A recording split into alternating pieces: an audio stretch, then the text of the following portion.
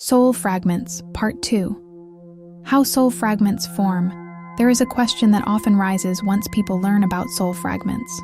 They ask, how does the soul become fragmented in the first place? How does a being that is whole and eternal end up feeling broken into pieces? To understand this, imagine your soul as a radiant crystal. When the light shines through the crystal, it creates many colors, many rays, and many beautiful expressions of who you are. But if that crystal experiences a shock, a fracture can occur.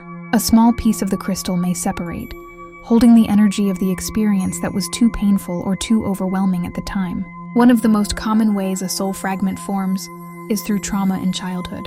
When a child is very young and experiences fear, abandonment, neglect, or abuse, the soul will often protect itself by allowing that part of the self to step away. This can look like a child who seems distant, or a child who suddenly changes after a difficult event. The fragment holds the memory and the pain, so the rest of the being can continue. Soul fragments can also form through deep emotional wounds in relationships. For example, when trust is broken by betrayal, rejection, or heartbreak, part of the soul may carry that wound and separate.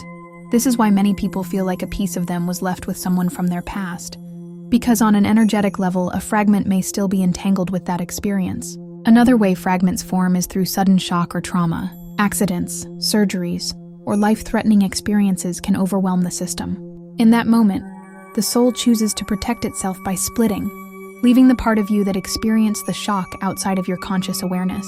This can lead to feelings of numbness, disconnection, or the sense that life is happening around you, but you are not fully there. There is also a spiritual side to soul fragmentation. When we are in vulnerable states such as sleep, deep grief, or moments of fear, outside energies can take advantage. This is sometimes called a dream hijack or an energetic attack. In these situations, a fragment of the soul may be pulled away or interfered with, leaving the person feeling drained or unlike themselves. Generational trauma can also create fragmentation. If your ancestors experienced extreme loss, oppression, or trauma that was not healed, pieces of their essence can be carried down through the lineage. You may feel wounds that are not your own, yet you carry the fragments within your field. Healing your own fragments can also bring healing to your ancestral line. What is important to know is that fragmentation does not mean you are weak. It means your soul was wise enough to protect you. The separation was an act of survival. It was your spirit saying, "This is too much right now. I will hold this part of me safe until I am ready to return." When you feel like a piece of you is missing, when you feel like you are searching for yourself, you may be sensing these hidden aspects of your own soul. The ache, the emptiness, the repeating cycles in your life are not signs of failure. They are messages from your own soul, asking you to reconnect. In the next part of this series, I will guide you through how to begin the process of calling back your soul fragments. You will learn that every piece of your energy carries wisdom, gifts, and strength, and that your higher self knows exactly how to bring you back into wholeness. Always remember this truth. Your soul can never be destroyed. It can never be taken away from you forever. No matter what you have lived through, no matter how painful the experience was, every fragment of your being can return when the time is right. When you are ready to receive more of your own light, simply speak the intention from your heart.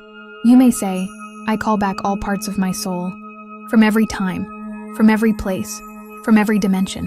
I call them back cleansed, healed, and ready to return home." Your higher self will hear you. This is the gift of understanding soul fragments. It is the first step on a journey of remembering who you really are.